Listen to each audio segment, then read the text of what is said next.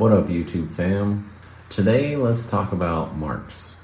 And let's start when he came out with his first book, Capital. Now, Karl Marx wasn't always a global prophet. For the first 2 decades after his book first appeared, he was mostly a European intellectual with a devoted but small circle of people.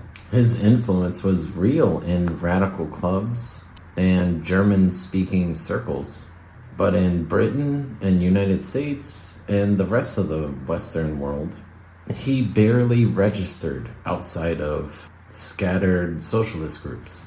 His book Capital was read, debated, and admitted by some, but it was not a mass weapon yet. Most people tend to gloss over this reality when researching the history of Marx. The movement that would later dominate leftist identity across continents was practically invisible in the very nations that would become the center of industrial capitalism. If you walked into a labor meeting in Chicago in 1875, or a tenant rally in London at the same time, you would have heard grievances about railroads and slumlords, monopolized land, political corruption, not a discussion about materialism or the labor theory of value.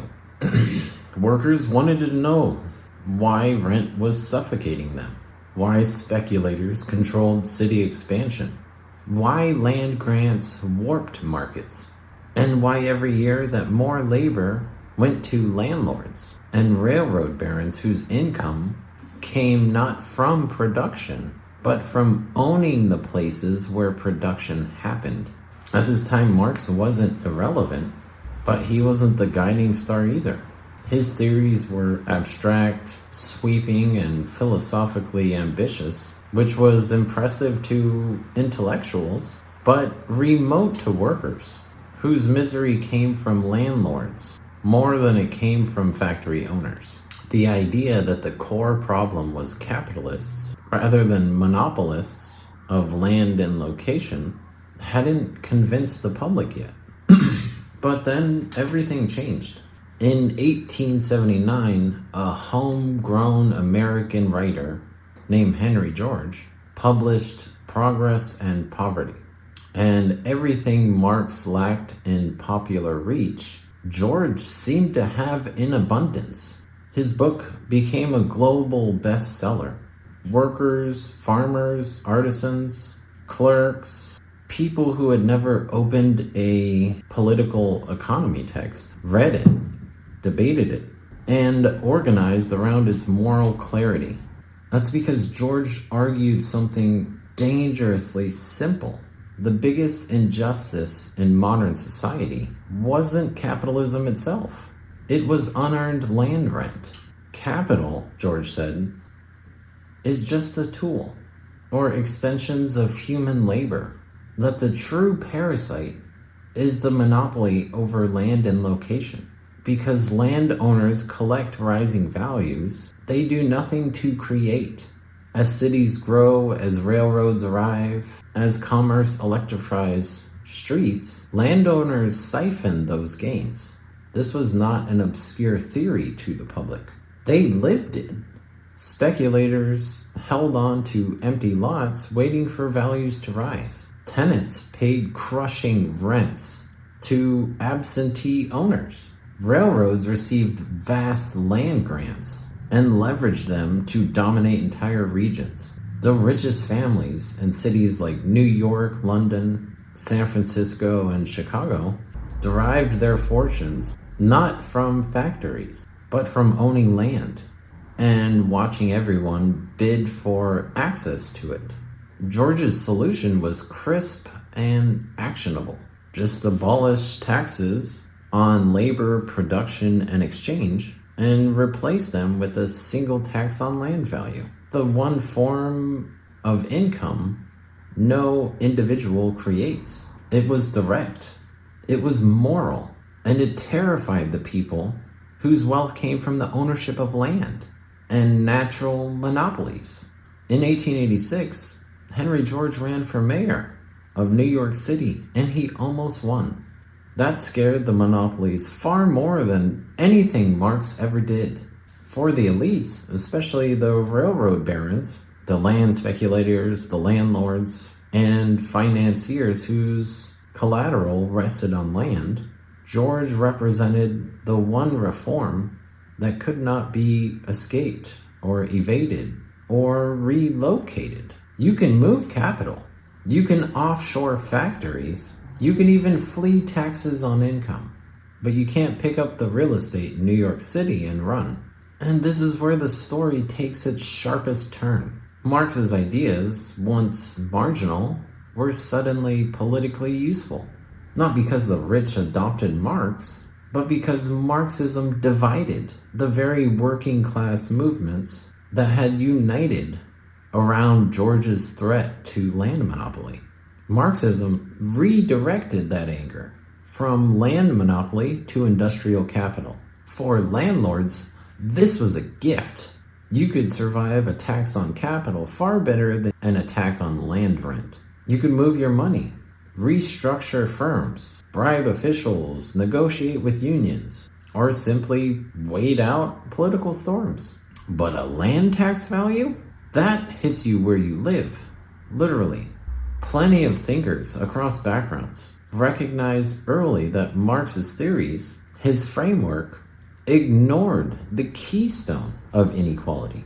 There was John Stuart Mill, who warned that land was fundamentally different than capital and must be treated differently if justice is to be served.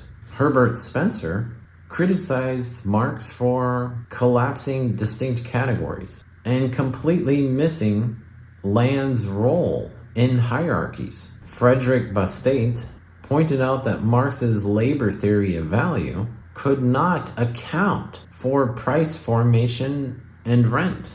Bohm-Bawerk dismantled Marx's concepts of value and exploitation from within Marx's own logic.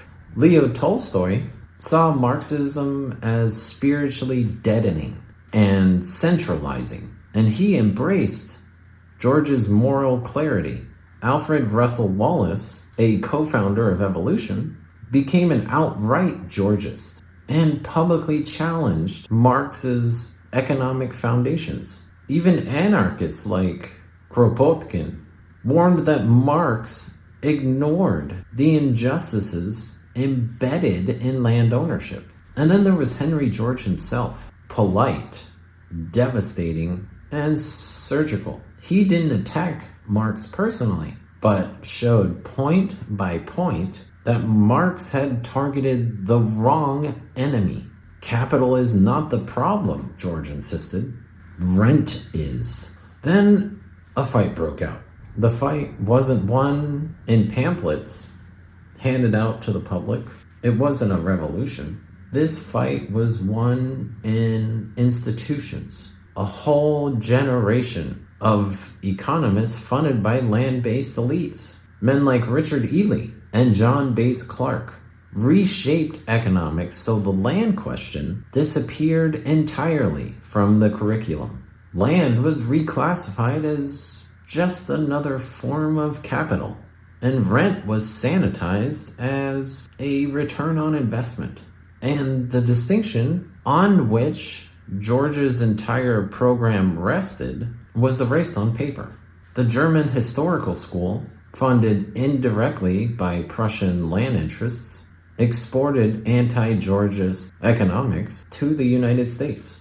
American universities adopted these frameworks, and by the early 20th century, Marxism and neoclassical economics paradoxically shared a common omission, and neither seriously confronted land monopoly.